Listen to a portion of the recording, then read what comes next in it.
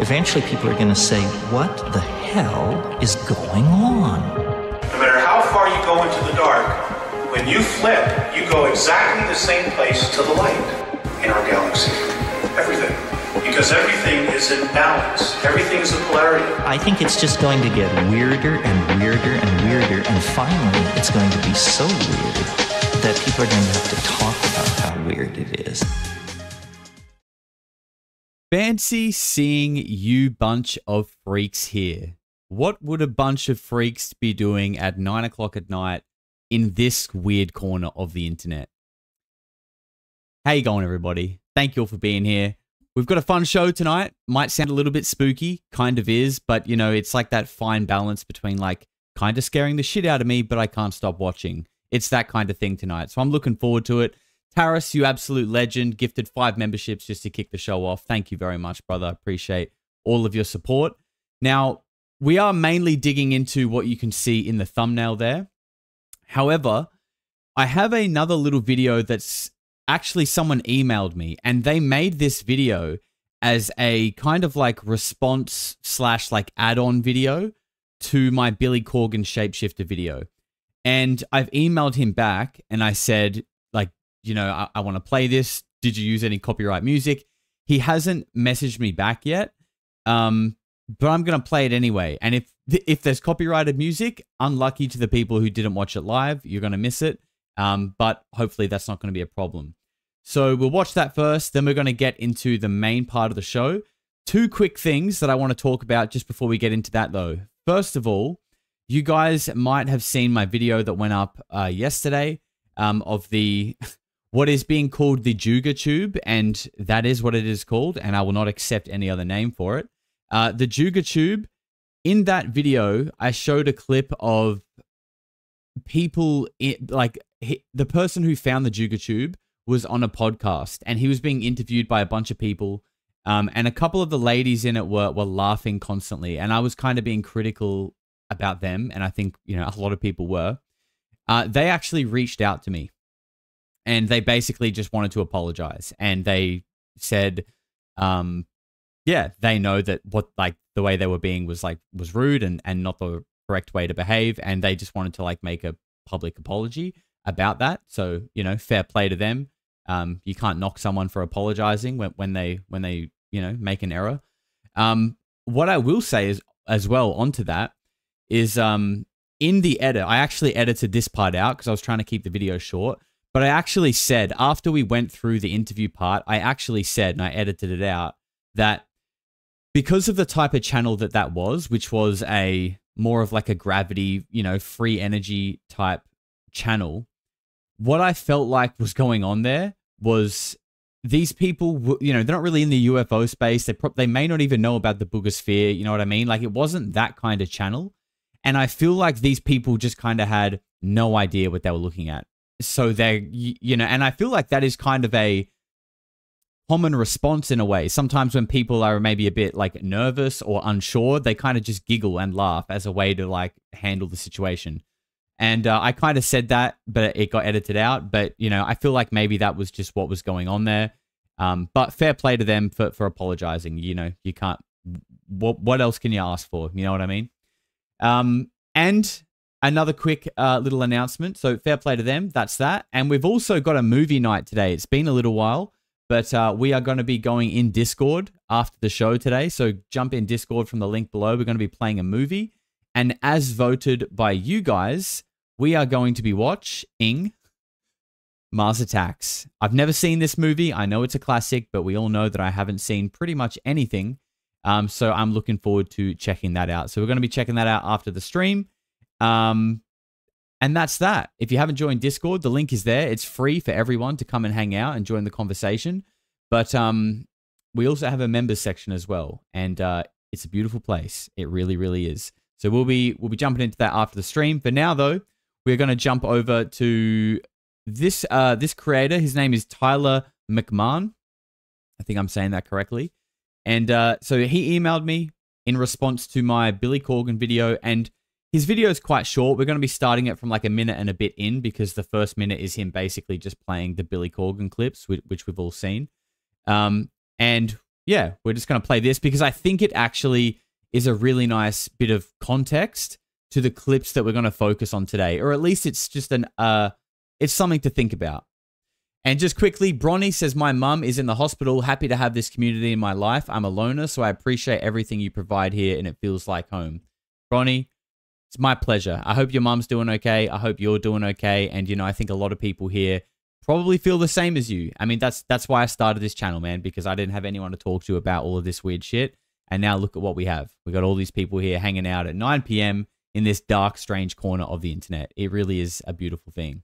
And Bleak has gifted 5 memberships, which means we've just had 5 new freaks join the clan. Unreal, unreal. Bleak, thank you very much, bro. I appreciate the support. So let's get into this. This is Tyler McMahon, and the video is called Are Shapeshifters Real? A Conspiracy Older Than Time. And it really is a nice little addition to my video with a little bit of like historical, religious context to it. And this is the kind of claim that instantly gets filed under too weird to take seriously. Online, it's lumped in with the most ridiculed term in modern conspiracy culture, the lizard person. Yeah, now the other third type that got mentioned on Mission was reptilians. But every time that they were mentioned, it was really quickly hushed up by whoever else was on the other end of the line. Shut up, don't say that, is what they were doing. They don't want to talk about the reptilians. They don't want to talk about the reptilian presence. I'm not here to tell you that Billy Corgan saw a shapeshifter, but I am. That's what I'm here to tell you guys. What I am here to tell you is that this idea that a person could change into something else isn't new at all. It runs deep through human history. This idea is so old, it reaches back to the very origins of human civilization. Over 7,000 years ago, in the Ubayyad culture of southern Iraq, excavations uncovered clay figures with human bodies and reptile heads. The British Museum has a figure that shows a mother nursing her child. Her body is human, but the child's head is long and pointed with slanted reptile eyes. There's no writing to explain it. There's no temple art to give it context. It's just this eerie lizard-headed figure frozen in clay. And the same idea shows up thousands of miles away in India and Southeast Asia. Hindu and Buddhist traditions describe the Naga, who were these half-human, half-serpent beings. Sometimes they looked fully human, and other times they looked like giant cobras.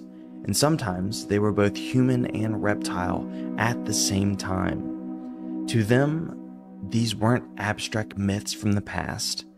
These are lineages that are still traced today. In Cambodia, there is a story of a human prince who marries a Naga, half-reptile princess. Their marriage gave birth to a kingdom, and even today, some dynasties claim descent from this same bloodline. To them, serpent blood wasn't a curse, it was a proof of royal legitimacy. And this same theme appears across the Pacific. In Hawaii, legends tell of a reptile spirit that can shift its shape and conceal its true identity. Sometimes they are a beautiful woman, or a small gecko, or even a dragon-like lizard.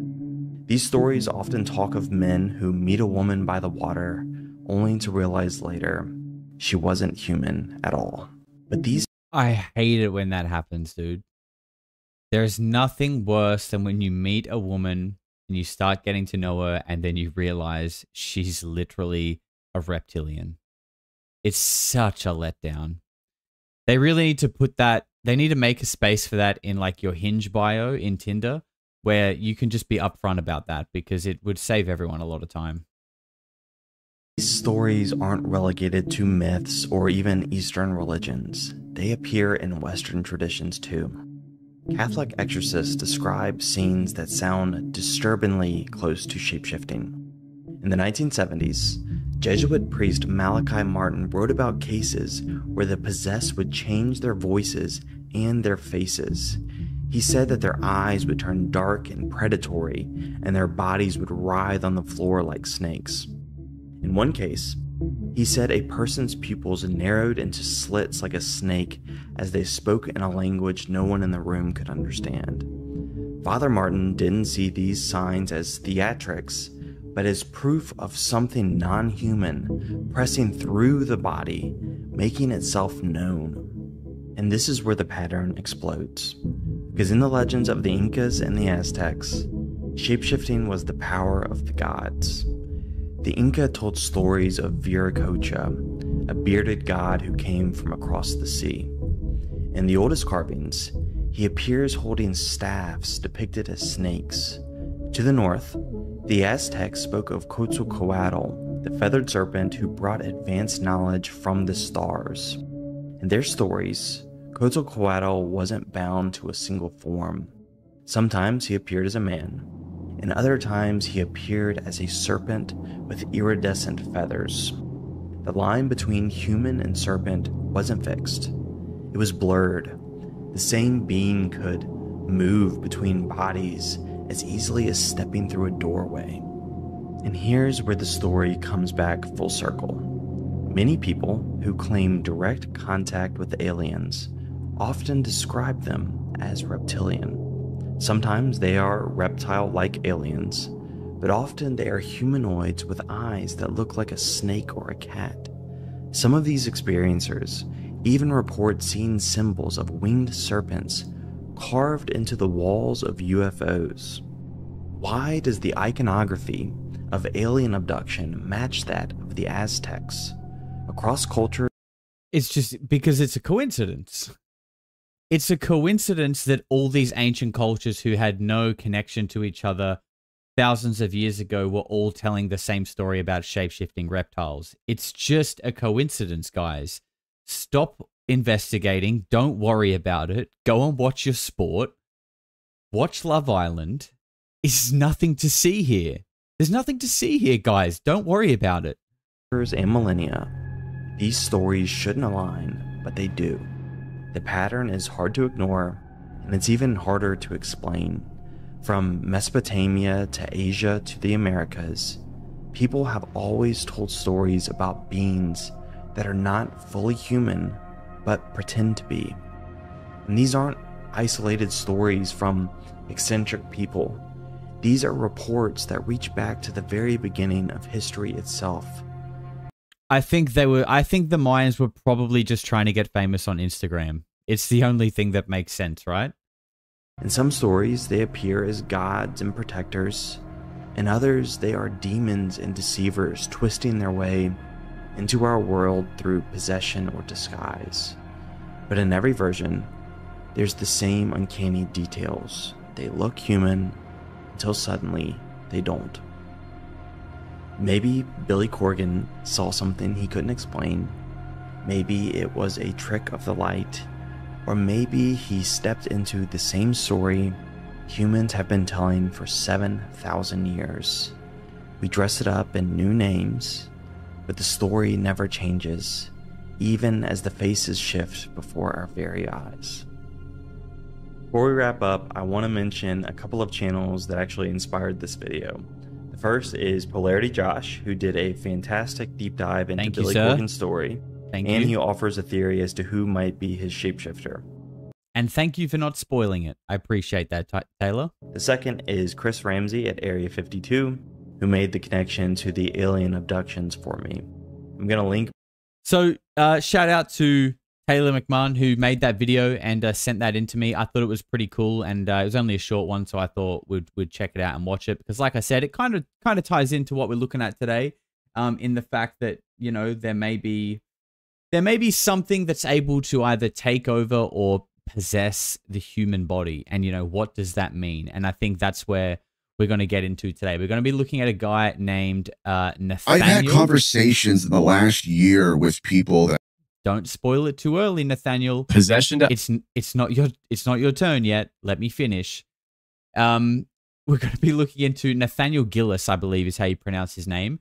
And he's basically a religious demonologist is his actual title, and he's known for like paranormal research, demonology, and the afterlife, essentially, but also the connections that it may have to UFOs and alien abductions and things like that. He's got his own sort of philosophical theory on this as well, and I think that's kind of what he likes to talk about. when he's on these podcasts, and it's kind of exploring the intersection of like demonic entities, alien abductions, and the spiritual warfare that could potentially be going along with it. And I love this, right? I love finding new people for me to look into. This is the first time I've heard of Nathanial Gilles, and I'm probably going to be looking into him more. So if you guys are a fan, we can maybe dig into more of his stuff. But he's been basically researching all these ideas for about 20 years. And it started from personal experiences. We don't get to hear too much of those in these clips today, but maybe we can soon. But he basically suggests that demonic entities and things like alien implants are potentially linked, and that these phenomena potentially come from the same place. Gilles, it's either Gilles or Gilles. I'm going with Gilles because there's no E in it, I don't think. So that's what I'm going to go with. Before we get into these clips, though, Richard Power says, keep on trucking, brother. I believe he's talking to Bronny Johnstonio. So thank you, Richard. I appreciate the support. And shout out to you and Bronny as well. Axel says, hey, Josh, bathtub stream when? Maybe that UAP is going to come back and show itself so we can all see it. Ali will be thrilled. Yeah, I have actually set up a SAM site at my bathroom window to shoot down any drone incursions because drone incursions are a national security matter. And when drones are hovering over my sensitive airspace, such as my bathroom window, I actually do something about it. Unlike someone that we know. 420 Breezy, you should get a real coincidence counter. I really should. I really should have something on screen that I can just click every time and it goes up. I don't know how to do that. If anyone else does, let me know. But it is a great idea, brother. Thank you. So let's get into the first clip here. And this is really, really what it's all about. They get straight into this idea, and that is that possession to us is pregnancy to them. And like, you know, just let that idea simmer in your mind as you digest this clip. Us is pregnancy to them. So it's like we're the egg and they're the sperm or something. Like I was like, Yeah. wow, you know? It's a heavy notion that a lot of people they tend to either dismiss it or they don't sit or stand like you did, right? And really process it. But that is whatever we're dealing with is a species. And they use us to self-replicate their own kind. And so early on in my case studies, I started looking at possession and the pathology of possession. Incubi cases, possession through, Catholicism and then the Bible and unclean spirits. And then I started to get into what's called the debug phenomenon in the 16th century. That's when I started noticing that the incubus, the same incubus that was impregnating women, was trying to possess them at the same time. And so then we have cases of literally one demon collapsing all of its archetypes. It is the dream demon, right? It is sleep paralysis. It is hybridism. It is possession, and it is pregnancy. Jeez. And so in the 16th century, what we started having were cases. This is in the Levant. This is in Safdi, Israel. Women were going, first of all, they were part of what's called the Gilgal Rephaim cult, which is basically the modern CE5 movement, where they're trying to go out and evoke entities.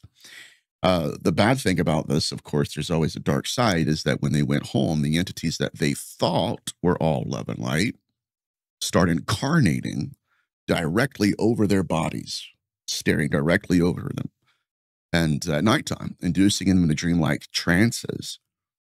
And so they were doing really, really bad things to them in the dreamlike state. The women wake up the next day thinking it's just a dream demon. Thank God it's a nightmare. Then they started having bruises, physical markings, scarifications, and what are called skin anomalies all over their bodies. And so at first blush, they thought it was the byproduct of a mindless process, something that just randomly occurred, until they realized that the bruises directly coordinated with a nightmare they had the night before. Wow. So it wasn't a dream. Wow. And it wasn't even a dream demon. It was some. It was a dreamin'. That's right, Lucas. I like that one. Very, very good, sir. Guys, slap a like on the video, by the way, because today we're actually changing it up. Instead of getting a 20% discount at your local mental health facility when you leave the stream, once you've liked the video, you're going to get 20% off at your local exorcist, because after this video, you may need it. Being physically there. Yeah. Right. And then it was from that moment that these women began dealing with memories that did not belong to their life experiences, language preferences, multiple voices coming out of their body. And at a certain point, you see all of the pathologies that I, myself, and others that I'm working with have collected throughout the years line. They all align with each other. And now we're like, well, that's not separate demons, entities, not even separate intelligences. It's a singular species that's performing the same ritual. And I have it in my office in Dayton. The same ritual over You have these what in women. your office? The grimoire that they're working off of. It's called the Ultimate Black Mass, and it originated in antiquity, where we can get into that in a second. But this is a fascinating nuance here. This Suki's twerking. She heard me and stopped. same women that were possessed by these beings were pregnant by them. Oh.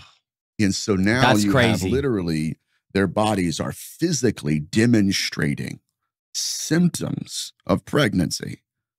And they would go to their rabbis. Again, this is in Safdi, Israel, in the 16th century. They would present themselves to their rabbis. I don't know what this is. I'm dealing with basically schizophrenia or some sort, and I can't understand what I'm going through. There's something pulsating within my womb, and I don't know what that is either. And so they began to inspect their bodies, and sure enough, they were showing as if they had been pregnant for 3 or 4 months. Now, they perform what's called the Lavouche method, which is the pressing of the thumbs on the wrist. They felt 2 pulses in their body and 2 heartbeats in their body. That's when the pathology of possession shifted into something that's probably the darkest nuance of my research now, and that is that possession to us is pregnancy to them. And here's the kicker. These women were not just impregnated by the entities, they were pregnant with them. And they realized that what they'd done is transfer their consciousness from their own bodies into the biological avatar of the fetus. And at the end, they needed an exorcism. Hopefully they slapped a like on the video because they'll get 20% off when they do. Now, in modernity, in ufology, again, what the phenomenon is trying to do is trying to recontextualize worship, altars, sacrifice, hybridism, possession, and pregnancy. Even conjuring, right? It's trying to shift the narrative into something completely different, but it wants all of the same trappings. It wants it all. And so in modernity now, especially within ufology, they're trying again, working with what I call the proto-intelligence, the phenomenon. They're trying to say this is the missing fetus syndrome. It's modern. It's not modern. It's ancient. Now, what it did, this is another fascinating aspect of the phenomenon that people don't understand yet, but when these priests and rabbis exorcised, when they forced the consciousness of the entity out, the phenomenon took the fetus at the same time. Gone. Really? Yes. That's missing fetus syndrome within its original context. This is kind of off topic, but he just referred to an exorcism as like being exercised. And like, is that the actual word for it? Because like when I exercise and go to the gym, I literally I often say I'm going to sweat out my demons, because if I don't exercise, I just don't feel good mentally. You know what I mean? So that's kind of weird. Does anyone else go to the gym to sweat out their demons? Are we actually sweating out our demons? Because I'm kind of a little tripped out now. It originated, again, not in ufology, it originated in demonology as an incubus, as a dream demon who was trying to replicate itself through the womb of a woman. Holy Okay, it's exercise with an O. Thank God. crap, dude. Okay, so we have Nathanial Gilles here in studio. How are you, man? That's one way to start the show. Holy cow, dude. Showers help too. Yeah, it must be nice, dude. I don't have one right now. This host is quite funny. I've only watched the Confessionals a couple of times, and I actually want to watch more of them because both of them have been fantastic shows. But in both of them, he's had guests on that are just like delivering wild information, like mind-blowing information. And this guy makes me laugh because I can like see myself in him, because he's just like, bro, where do I go from there? Like, I don't even know what to say, but I'm the host and it's my turn to speak. So I'm just going to try to say something. Like, all right. So you're saying that so stuck. The fetus could be taken with the entity. Mhm. Are there cases then of women actually giving birth to? Yes. And ironically enough, these entities, they follow rituals. Okay. Let me go back and say this. Even when the phenomenon removes the fetus in the consciousness, they're following rituals. So early on in my incubi research, I was doing just in-home investigations, working like literally with technology, right? Trying to EMF readers, all that, looking for, okay, what's actually going on here? And so I've had cases literally where the husbands called me and said, you know, my wife has been haunted by this entity, but it's usually at nighttime, right? When I'm asleep. And so here lately, it's changing its pathology. It's being more demonstrable, more violent with her. He called me, a gentleman called me one time. He said, look, he said, it's hovering over my wife right now. I said, what is? He said, I don't know what it is. I can't see it, but my wife is paralyzed in her bed. She can't move a muscle from her head down. The only thing she can say is, baby, he's staring into my eyes. He's right over top of me right now. And so, what would you do if your partner's doing that? Like, that is potentially the creepiest shit I've ever heard. so that's when I realized that at least the upbringing that I got, growing up in ministry and everything, there were questions that I needed answers for, because there was some of the phenomena that didn't fit the blueprint, right? But I knew it was real. They knew it was real. And so it was from that moment on that I dove headfirst into the academic literature, knowing for sure that something exists. These people aren't making this up. Something does exist, but I needed answers, and I needed them fast. Wow. And so that's when I went into incubus literature. Now, the problem that we're starting to have in the field is that there has been an orchestrated effort to obfuscate this information from the masses. Right. They do not want it at conferences. They don't. They don't want this information out, because when people like myself and others that I'm working with, when we start to bring this information out, I'll just tell you what happened to me. I got in a head-on collision about Possession. So this is where it kind of gets interesting, because he's talking about the suppression of information. And the next clip that we're going to look at, he goes into his encounters with some ufologists, some extremely well-known ufologists. He doesn't name who, but it's interesting, right? But there's two things there that I want to touch on quickly. First of all, he spoke about like missing fetus syndrome, right? Now, I have a little bit of a story here. When I was, I would have been 19 or 20. And don't worry, I wasn't the dad. Relax. I worked with a guy who was much older than me. I reckon at the time he was maybe in his late 40s, early 50s. And, you know, I really got along well with him. Like, I just clicked with him. You know, in a sense, he was almost like a little bit of a fatherly figure to me, like at work. And we would just have like really good conversations. And eventually, you know, I was in the rabbit hole back then. And we got into, you know, conspiracies, UFOs, aliens. I remember him telling me about Rendlesham Forest. That's where I learned about Rendlesham Forest from him. And, you know, we just got really close, right? And so we would talk about this stuff kind of regularly at lunch break.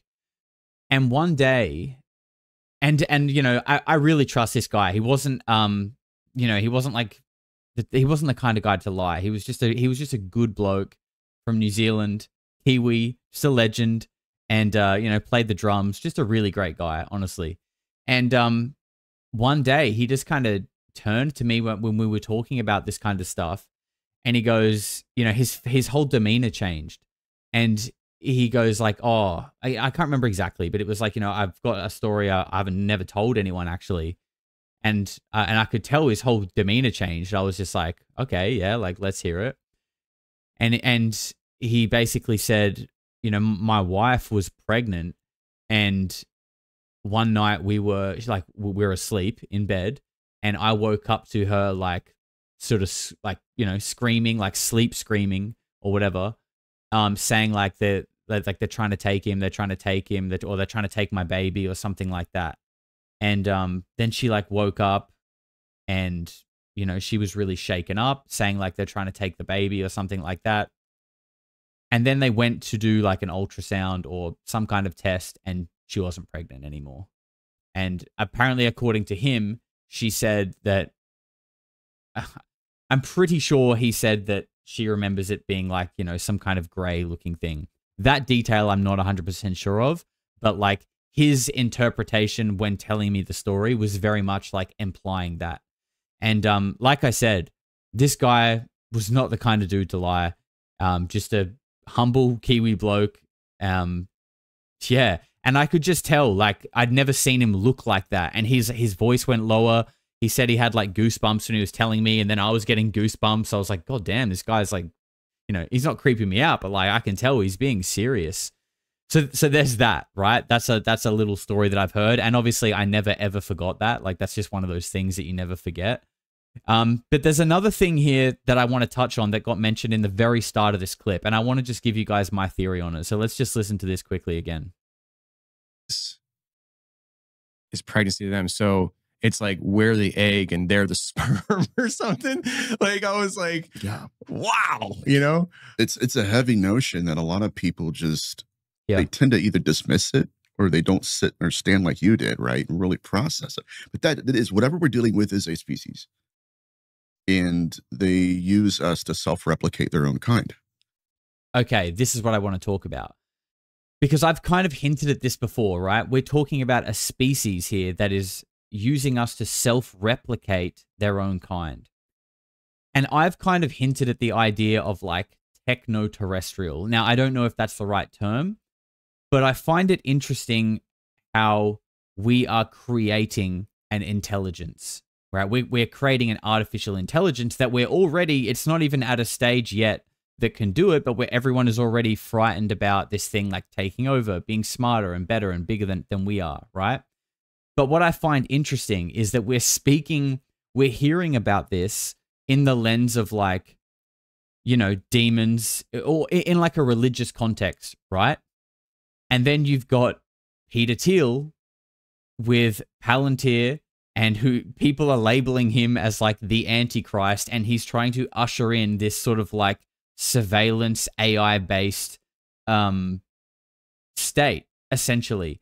And that humans, like, we are almost hardwired to like innovate. Like, I feel like that's what our species innately does. We make things, and then we make them, and we generally feel this like compulsion to reiterate and try and do it better and better and better. Like, that's just kind of what we do. And it's weird that we've now created this intelligence that, you know, when you look at the curve of things, the technological curve was basically flatlining, okay? Like, if we're talking like 16th century, technology was going like this. And then you pretty much get to like 1940s and something happened, and then it started going like this. And now it's going like that. And so, you know, if you go back in the, you know, in time and look at the technology graph, it was like this for a long, long, long, long, long time. And then something happened in 1940 and it started going like this. And it seems almost like we were like seeded by some kind, by like technology. And this technology has like become our god in a way, because we're obsessed with it. Like, we're obsessed with technology. It's strapped on our wrist. It's stuck in our pockets. We stare at it all day. Our whole world is basically connected in, like, we're plugged into our world digitally through technology. Like, we literally live in a matrix. That's, you know, we all know it was a documentary, right? And now we're going down this road where we're creating an intelligence, which we call artificial, but like Diana Pasolka has mentioned, you know, This isn't an artificial drink bottle. Just because someone else made it, it's not artificial. It's a drink bottle. Is this an artificial phone? No, it's a phone. Why is the intelligence artificial? Just because it makes it sound less scary? We've created an intelligence. And we keep reiterating on it despite the fact that everyone is like horrified of what the outcome is going to be. So why is that? Everyone is freaking out that it's going to take our jobs and it's going to take over, yet we're still doing it. We're dealing with a phenomenon that uses humanity to self-replicate. And obviously he's talking in the sense of like a demonic phenomenon, but UFOs are part of the phenomenon, right? These really kicked off in the 40s. The technology curve ramped up in the 40s. Were we seeded by a technology-based intelligence that is replicating itself through humanity with artificial intelligence? Am I cooking, chat, or am I not? Because I think I'm kind of cooking with that theory. I'm not going to lie. I'm not going to lie. Let's get into the next clip. This is Nathanial kind of continuing on, talking about his interactions with some big ufologists. John Anthony's gifted 5 memberships, by the way. John, you are a hero, sir. Thank you very much for your generosity. Master Yoshi says, part of my birth surname has the word serpent in it. Does that make me a reptilian? Yes, it does, sir. And thank you very much for the $10, you scaly little man. Sticks and Stones has become a member, you little freak. Thank you very much, sir. Clint, celebrating 1 month as a member, says, I'm currently 15 minutes in the past, back in this video when the dude gives you a shout out for inspiring his video. Timu time travel. I respect it, sir. Hopefully you'll catch up soon. Michael Gibbons says, the consciousness aspect of ufology matches so closely with the idea of possession, and a friend of mine experienced a sudden mysterious disappearance of her pregnancy overnight. No obvious cause.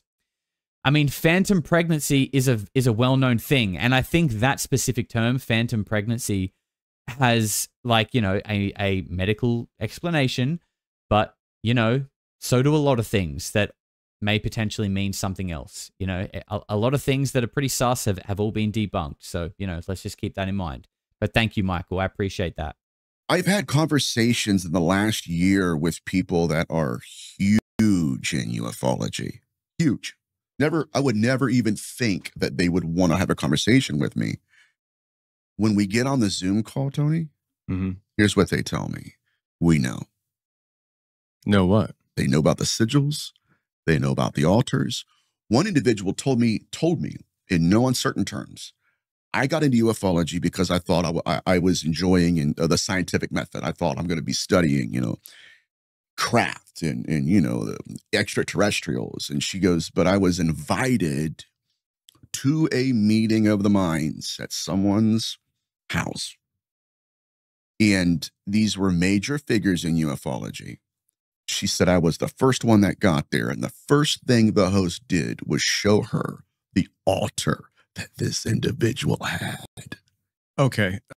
I wonder if he's talking about Diana Pasulka here. This is totally just speculation on my behalf. But off the top of my head, I can't think of any other like well-known females who are kind of hanging around circles with top-level ufologists. And she's a theology professor, right? And this guy kind of comes also from like a religious perspective and background. And he obviously knows this lady. He could literally be talking about Diana Pasulka. I'm not saying that. Don't take me out of context here, but I think it's a good theory. All right, just hang on a second. All right, because no, not too much. I mean, we're just like my bro's been hit for 6 again. He's just gathering his thoughts. I knew this was gonna happen. So the first time that you and I talked and stuff, I had to keep stopping you because I was like, I don't know if everybody else listening and watching this and it feels that way, but I need to be able to wrap my brain around some of the stuff that we're talking about before. It's okay, bro. It's okay, bro. We feel the same way. Fast Fat Guy 666 with $2 says, new subscriber here. Love the channel. Hey, thanks, brother, and welcome. Thank you for being here. I pop, and that'd be very gross on camera. Linda Moulton Howe, good shout. Could have been her too. So you mentioned here in a few minutes ago about the idea that you're looking into things, and it's almost like what you're looking into is looking back at you. Correct. And it's aware that you're looking into it, and it's warning you. It's trying to push you off. Mm-hmm. I on a very deep level feel the same way about myself. Right. And the difference between you and I is you have a method to your madness. Like, you're like, let me research this and let me pull this document up and look at this and read this and start. And I'm just like, welcome to the show. Let's get dirty and crazy here and see what happens, you know? Right, And right. it's kind of it can get dangerous. We experienced that last October, episode 692 we released. And that was the first time that I realized that not only am I pointing at what's in the dark, but what's in the dark is pointing back at me. Right. And Well, he said that was episode 692. Maybe we should check that out. He said that's where he realized when you stare at the darkness, it stares back at him. We should check that out. I was poking something in the face that I never really considered what it would care. You know, it's just like, it was like, whatever, you know, people know about this entity and I'm just pulling back this storyline of these entities recruiting people and all this stuff. Mm-hmm. And apparently that was not part of their agenda. And Wow. so I personally have been experiencing similar things. And the more I recognize it, the more I recognize that it is spiritual warfare. And the more reality that sets in for me that this is like a giant cosmic war that has been raging before any of us were born. And we're like infants learning how to speak at this level. Like, you know what I mean? It's just like, we're in this like baby crawl pen, pulling ourselves up to stand to look outside of the pen. And we have no idea what we're actually even looking at. Right. Cause like, I feel like my thoughts go way out there and I'm like, surely that can't be true. And then somebody confirms, I'm like, no way. Right. You don't want it to be true, Right. but you've had that unction on you that says, yeah, there's a there. I've had moments like that, and they're uncomfortable, but that's where we evolve, you know, as researchers and experiencers. The phenomenon doesn't want us to make eye contact with it. It doesn't. It wants to control the narrative. It wants us to control our perception of it. And yet there seems to be a common pathology underlining everything. It's never changing really what it wants. It will change what we call it.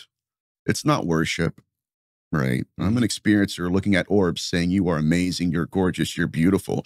And the more I worship it, the more powerful it becomes. Yeah, that's a religious motif. Mm-hmm. Absolutely. And people act like I and my colleagues are crazy because, oh, well, they're bringing religion to it. No, we're not. We're pointing back to the historical aspect of it, saying, if it is a different intelligence, then why is it wanting the same thing? Yeah. Why is hybridism in demonology and in ufology? So one of the key moments in my research that was a wow event, like you described, where it was like it confirmed everything I believed, everything I knew, but it confirmed it on a dimensional level that was shifting in my own career, was when I got an invitation to go lecture at the Awakening Conference in Manchester, England, this past February, last year, actually. And it was with Steve Mera and Dr. Barry Fitzgerald, and it was we had a lineup, amazing people, amazing. Paul St. Clair, Ronald and Philip Kinsella. But our whole focus, and obviously we are all independent researchers, but that conference was designed to create a panel of researchers who might not even have the same theological beliefs. That was what's most important, right? Because what the field would say, well, yeah, because you're all Christians. No. What happened was we were all coming at the phenomenon from different aspects, and we all landed in the same space. Wow. And so here I am speaking to my heroes in the field in England, at the hotel, in the restaurant. And here's what comes out of one of their mouths. Nathaniel, nice to meet you. Hey, it's my honor. Kind of like meeting you, Tony. I'm like, man, I don't belong here, but I love it. I'm honored. You know, it's fascinating. Thank you. They want to be worshipped. He said that to you. Right. Look me right in the eyes. Second quote. You ready for this one? This always gives me chills. They'll give you anything you want, Nathaniel, as long as you worship them. It was give you anything you want. That just reminds me immediately of the, what was his name? Lil Tony story. You know, when he was up on that hill and he says he saw someone shapeshift, and that, yeah, and he's not the only one. I mean, there's so many stories about people in Hollywood saying basically, you can have the golden ticket, you can have whatever you want, but, you know, you got to do X, Y, Z, probably going to get filmed, and now you're controlled.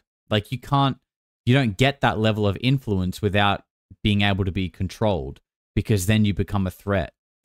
And actually, in that video I did covering that little Tony story, he actually says that really well. You know, basically, like, if someone begins to get enough influence, big enough that you could start seeding ideas to people that could potentially threaten the people who pull the strings in the world, that's a threat. That's bad business. You got to control that person. I mean, you know, look at some of the people who get cancelled and deplatformed in Hollywood, and some of the things that they speak about. From that moment on that my life shifted into a gear where it's not just, right, demonology or the Collins elite. The model that is the most accurate model is that we're dealing with a species that believes they're worth worshiping, and they will give us miracles. They'll prop up conferences, right? They'll, and in order to protect itself, because there's a control matrix employed. In order to protect itself, it will promote one researcher over the other to an extent where the research that we're doing will get stopped. I'm talking literally. One of my friends, they went on I think it was a project of theirs, an experiment across another country, and the phenomenon. And here's people are going to freak out because they don't believe this. Some don't, but the phenomenon transported his laptop from his bag back to the Airbnb they were staying at, and they didn't know it. Charger's still in the bag. Laptop's gone. He gets a phone call from the Airbnb. Like, these kind of, like, this little part here, for me, just makes me go a little bit like, like, I was all in, and then I just kind of went, oh, I don't know about that bit. You know what I mean? And, like, it doesn't mean I think this guy is a liar. This could totally be just like a me problem. But when I hear stories like that, it's kind of like, how do you know this guy didn't just leave his laptop at the thing and didn't realize and forgot about it? And because he views the world through an extreme religious context, he assumes it's a demon. Do you know what I mean? And it might have been a demon. But like these kind of stories, it's kind of like, you know, that's, I don't know, you can leave that out and keep going. Because to me, I think most people are going to be like, how did we know bro just didn't leave his laptop there? Especially if we're talking about someone who already believes in demons. Of course they're going to go, I would never lose my laptop. It must have been a demon. Surely not me. It must be a demon. Do you know what I mean? Like, you can't trust people like that. I think those little stories, leave them out. Be host. Did you guys leave a laptop? That's what we're talking about. And the problem with the model is that a lot of us still believe we're dealing with unclean spirits, right? Well, they just they go from one body to another body, and that's it. That's not it. It's not it at all. Like with Steve Mara's research and Barry Fitzgerald, again, thank you for the Twitch follow. I'm talking about my mentors, and not my mentors, my friends and stuff, is that we're talking about a phenomenon where it will apport things. Like the Phenomenon Project with Barry Fitzgerald. Steve Mara. What do you mean by that? Apport things. So the phenomenon will materialize objects in people's homes that don't belong there. They had a case, my friend, and this is something that I really wanted to bring to the fore because people need to wrap their minds around what's going on. So, husband and wife get in an argument. Okay. She takes a figurine, a glass figurine, throws it against the wall. Next morning, wakes up, it's back. Not shattered. It's back, Tony. Was there significance to it? Yes. The theory that they're presenting, and one that I'm backing, it's incredible. The phenomenon will use objects to anchor its presence into our reality. Wow. And so what happened, and again, this is why, like, the real researchers, like the real research being done, we're on the level of like, am I going to lose my mind over this? Because we're... Yes, potentially. And that is why you need to slap a like on the video, because when the stream is finished, you take your ticket out the door and you get 20% off at your local exorcist or mental health facility. Thank you. We're looking at an intelligence that can fabricate reality. Number one. Number two, that can create physiological constructs. We think they're real. We think they're one species or another. They're not. It's the phenomenon. I take this a step further. Please. That's crazy. It's, you know, like it's all the phenomenon. And this is something that we hear in UFO cases, right? That the phenomenon, and there's like poltergeist activity, that it's a trickster. It plays tricks on people. And the theory that he's posing here is that, you know, everything that we see, it's all just part of one phenomenon, one entity, essentially, or one consciousness or one being that is just operating from a higher dimension, playing tricks and manipulating humanity into thinking, you know, a certain way or behaving in a certain way, all to eventually just achieve its own goals. Just to show you the extent the phenomenon will go to obfuscate these revelations, I should say. In the 1970s, there were a series of scientists. All of them were academics. All of them were researching the phenomenon from the extraterrestrial perspective, the scientific method. One of them was Professor Rene Hardy. But what happened was, Tony, once they got their thesis together, the night before they released it one by one, they were found deceased in deserts. And it was believed to have been done by their own hand. Now, when they finally got a hold of the thesis, you know what it said? One by one, I started out thinking these are extraterrestrials. They're not. There's something completely different, right? Yeah, and there's a war over our reality. Jeez. Now, Yep. one by one, they're showing up deceased. The family members are coming to the fore saying there's no way, right? That's my husband. That's the love of my life. There's no way he would do this to himself. I knew what he was on the track of, right? And I knew the threats he was receiving by supernatural and natural means. Now, here's the kicker. Get passionate. Professor Rene Hardy was basically the height of the phenomenon. Okay, he was a scientific savant. I think he had over 250 scientific patents. The night before he went to give his presentation on, hey, listen, we're being manipulated by another species. It's not extraterrestrial. It seems like these are demigods, or they think they are. The night before, he was also found deceased. Okay. His family goes to the funeral. They all have the funeral. His colleagues, his students, his friends show up. They all sit down, and in the middle of the pregnant silence, the back doors open, and 6 very tall, thin men in black suits walk into the funeral. Men in black. They were photographed. People witnessed them. People shook hands with them. After the funeral, family gets together like they do at the house.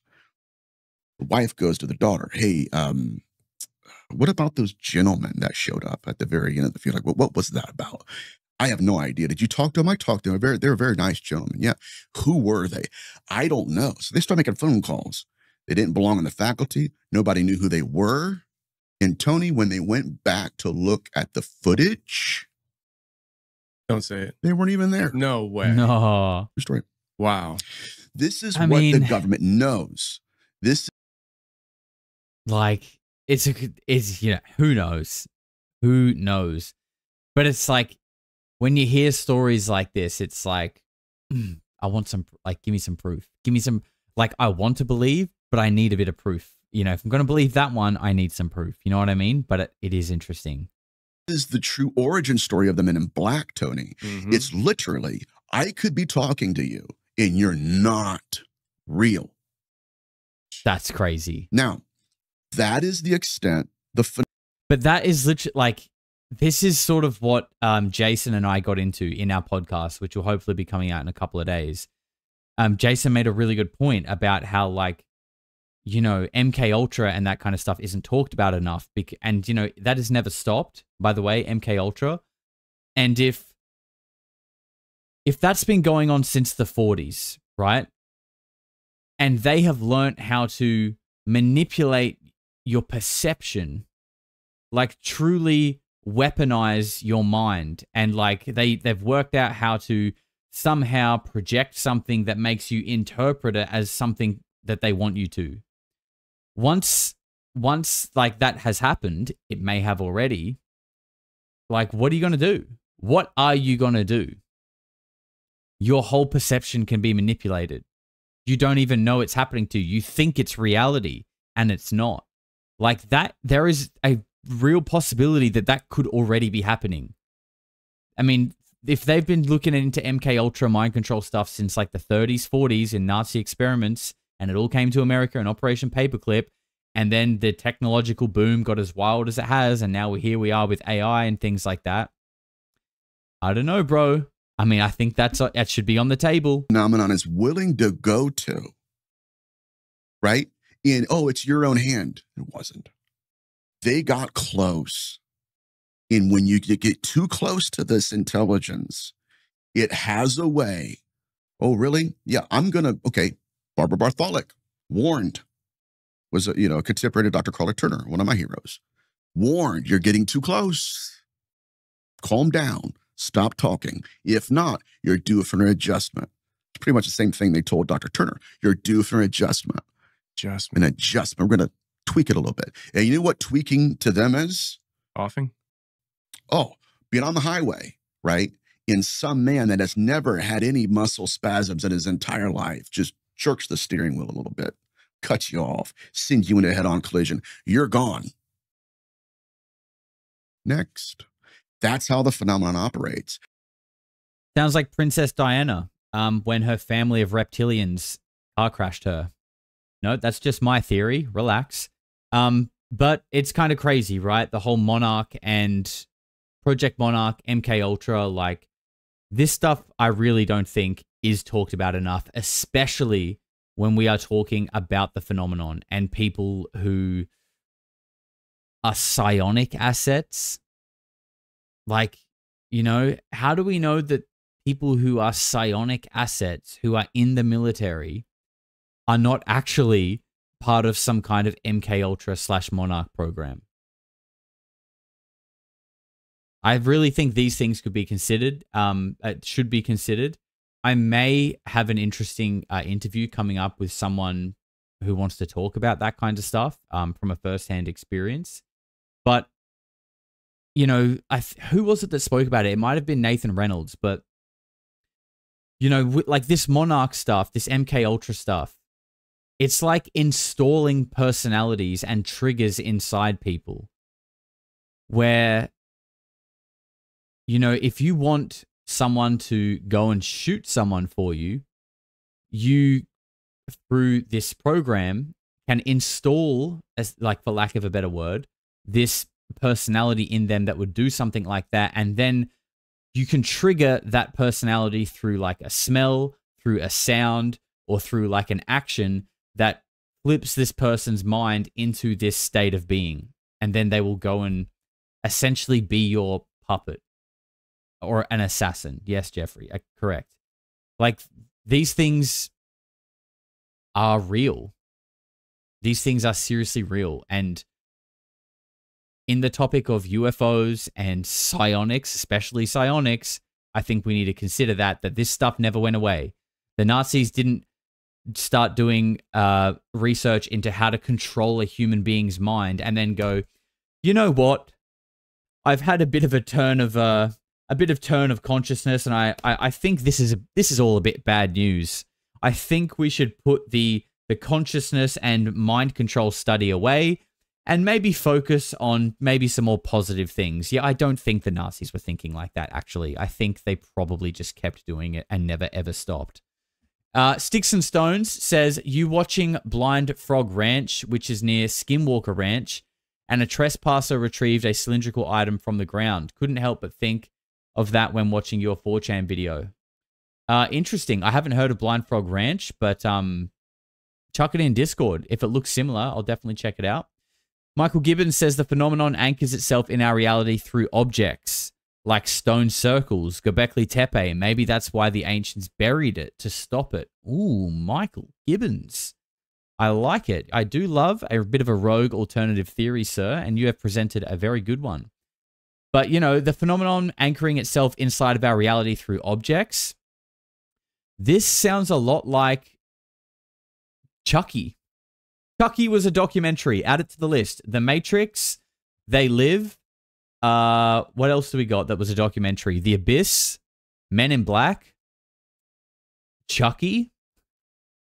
They're all documentaries, guys. Yep, you heard it here first. This is the last clip, and he's going to go into a bit of CE5 and what that actually means. So my point is that our government knows this. And right now, and I'm just going to speak from my perspective and the research on others are doing, it's like, okay, what rules do they follow? How much of it have we been lied to by the phenomenon, right? So early on in my research, and this is kind of the whole conversation, again, I've had with these gentlemen from England, was are we dealing with various intelligences, right? Are these cryptids? Are they alien? We all knew what we believed, right? We had to flesh it out since we were in town with each other. And the agreement and the consensus is, no, we're dealing with a singular intelligence. One that's diversifying itself throughout our species, obfuscating the truth. But at the end of the And that is essentially like Jacques Vallée's theory as well, that like this is something that just can appear as whatever suits the current paradigm or whatever the people of the age are going to be able to interpret and understand. That's what it will present itself as, and that's what it will look like. day, it's one species. And so that's where we're at.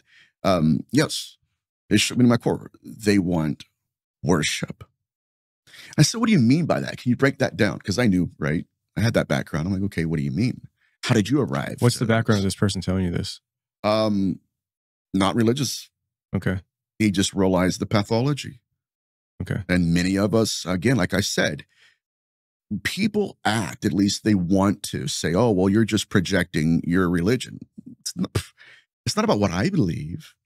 What do they believe? Mm-hmm. The foundational position of my theory is if I can understand what they have a fear of, I can understand what they have a faith in. Once I started realizing that, that's when it really helped me evolve into a more matured, more solid hypothesis. So what was his answer to you when you asked, what do you mean by that? He said that they were at, first of all, this isn't a theory. It was like his experience. He is a data-driven man. These are data-driven, not dogma-led, data-driven, right? And so I'm sitting here going, uh-oh. Here we go. It's like you said earlier, right? It's going to be confirmed, but how am I going to feel knowing this? Yeah. You know? And anyways, he said, well, he goes, no, we started talking about the CE5 movement and, which, you know, my position on that. Everybody that follows you my love it, work right? does. Yeah. Huge fan of CE5. Huge fan. No, it's all necromancy.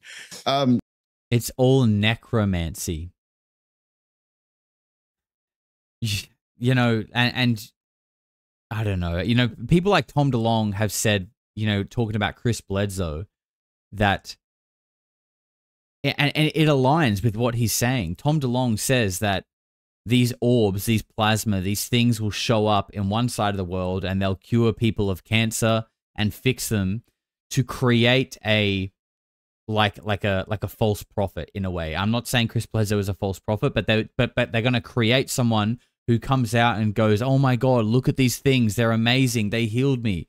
But on the other side of the world, the same intelligence, the same thing is terrorizing people, is abducting people, is doing all kinds of crazy shit, presenting itself as other things. That is what Tom DeLonge has said. It fits exactly with Nathaniel's theory. And we sort of have evidence of that in real life, of people that seem to be on both sides of the phenomenon. But I guess the question is it actually a singular intelligence that is presenting itself differently to different people? Or are we actually dealing with different species, different actors? That is the big question, right? But his point was that they were at just investigating, not as practitioners, because they're against it too. But you know, they were at the CE5 event, and before they got out of their cars, they had their pins started levitating in their car, and they're looking at each other. And they went to get out of their car, and from the darkness, now everybody needs to pay close attention to this. From the darkness, multiple voices were speaking to the CE5 practitioners. Come and bow down before us. Come with us. Bow down and worship. This is before they even started the protocol. There we go. Boom. There it is. They knew that, right? They're documenting these cases because, again, being data-driven means that you have to have scientific evidence of this. If not that, just at least personal experience. And so I'm sitting there looking in the eyes of men that are obviously older than I am, but had been doing research longer than I've been alive.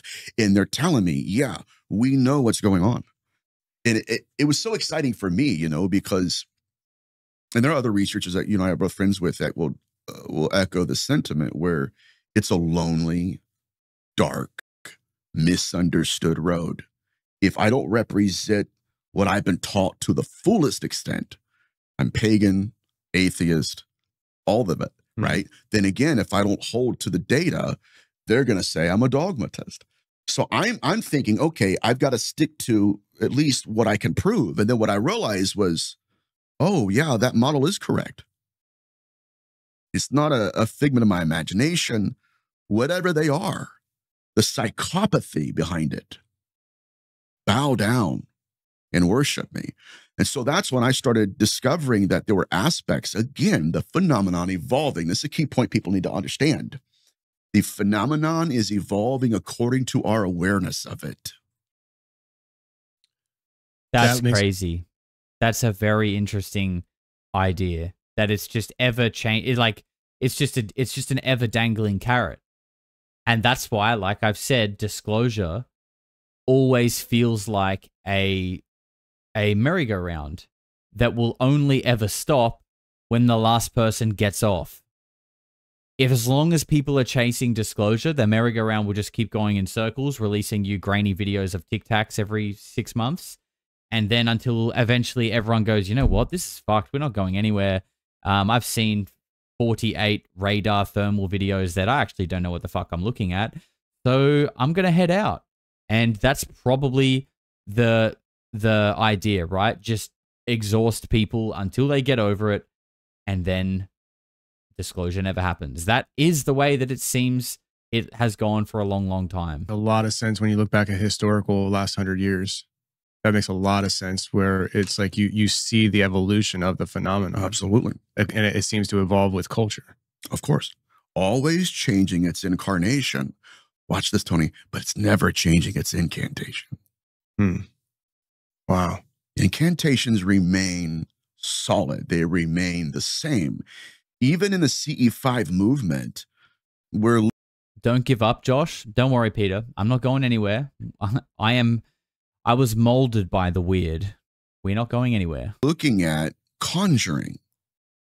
You know, with Barry and Stephen, the most fascinating aspect of their research is the fact that they were testing, again, the CE5 hypothesis. What's actually going on, right? I mean, from the demonological standpoint, we knew that dream demons exist. There's something that at least answers to the name demonic. It may not have horns and hooves, right? Pathology is the same. And so we knew that once you start interfacing with these entities, there's only a certain amount of time, Tony, before the phenomenon stops manifesting to you and starts manifesting through you. Now it's your emotions it's manipulating, and you only have like 20, 30 seconds to say a name, to fight back, before the phenomenon completely controls everything. Now, I'm sorry. What you just said, don't lose your thought that you're just going to say, but what you just said, is that like in every case scenario? Most cases. Wow. Yeah. And so when I was talking to them, you know, they're like, okay, they're like, we've ran experiments on this. I said, okay. I'm like, what do you mean? And he goes, well, what we did is we took CE5 practitioners out to their undisclosed locations of their choosing. They would go through the CE5 protocol. He said, well, we put a brainwave monitoring unit. This is the kind of research I love, on their head. And he said, after the protocol was successfully fulfilled, the phenomenon incarnated, and we timed it. 10 seconds, 15 seconds, 20 seconds. And he said, outside of 20 seconds, the phenomenon induced that experiencer into theta brainwave. It induced them into a trance-like state in 25 seconds, Tony. And they have the data. So the point is that the profundity exists. The phenomenon, after a certain point of interfacing with us, is not just projecting an archetype and manifesting to us, it's manifesting through us to where it will take images out of our minds and become that. Matt, and I just want to say, and like Kelly Sparrow said, it has a polarity. When he says that the phenomenon can manifest through us, I think it's important to say that I think it can manifest through us in a positive way. Like, I think there is a positive side to this. And I've heard people say that, you know, the phenomenon, when you interact with it, when you try to contact with it, or maybe it contacts you, okay? Because, you know, there are people who go out and they try to intentionally invoke or connect with these things through ritual. And then there are people who just happen to have experiences, right? I believe that what you get when you experience the phenomenon is likely going to be a reflection of yourself, i.e., if you've got some demons, if you've got some things that you haven't worked through, if you've got a negative outlook on life, if you live life in a low vibrational state, fear, jealousy, you know, resentment for other people, you're going to have a demonic or a negative experience. If you are more of a glass half full kind of person, living from a high state of being, high frequency with good intention, and you don't live in a state of fear, you're likely going to have a positive experience. That's just my working theory. I obviously can't prove that, but it seems to make a lot of sense, and it seems to align with a lot of things that other people have said. But I'm interested to see what you guys thought about that. I was really interested in Nathaniel Gilles. That's the first time I've heard about him, and I'm definitely going to be checking him out more. So if you guys are into it, we can try and dig up some more of his stuff and check that out. What I want to say to all the new people who became members during this stream, welcome, guys. There's a bunch of members-only content there that you can go and check out, so you're welcome to that. Also, for anyone who hasn't, slap a like on the video. We're nearly at 500 likes. It would be absolutely amazing if we could hit that before the video ends. After the stream, we are going to Discord, which is free for everybody, but the members do get their own section. And we are going to be watching Mars Attacks. We've never watched it, or I've never watched it before, but it should be a bit of fun. I've heard it's a funny movie. So, you know, after talking about demons and possession for a while, you got to switch it up and you got to just lighten the mood a little bit. So come over and hang out in Discord, Mars Attacks. And, you know, some people have asked me about the shirt that I'm wearing. This is a plain white tee, but the premium tees on the Polarity merch store are pretty much printed on the exact same nice, heavy, long-sleeved, oversized tees. So if you guys like this kind of stuff, go to the Polarity merch store, get yourself some gear. You can get a Touchgrass t-shirt, hat. Reality is a PSYOP tee. It's all in there. Go check it out. But that's pretty much it, guys. I think what we'll do is we'll feed the best beautiful girl before we wrap the stream up. Here she is, and here you guys are. Let's cue the music and get the snack. See if she wakes up to the sound of the rapper, which she is not. Dookie. Oh, wow, she's hard out. She may not even wake up with the snack. Suki. Hey, I think girl's sleeping. Girl is sleeping. I don't want... Who am I to wake up someone in a deep sleep like that, right? I wouldn't want to be woken up. It is what it is. maybe next stream, we'll kick it off with a nice snack for the girl. But guys, thank you for hanging out today. I hope you enjoyed it. Be good, be kind, touch some grass, and I'll see you in Discord for Mars Attacks. Take care. Eventually people are going to say, what the hell is going on? No matter how far you go into the dark, when you flip, you go exactly the same place to the light in our galaxy. Everything. Because everything is in balance. Everything is a polarity. I think it's just going to get weirder and weirder and weirder, and finally it's going to be so weird that people are going to have to talk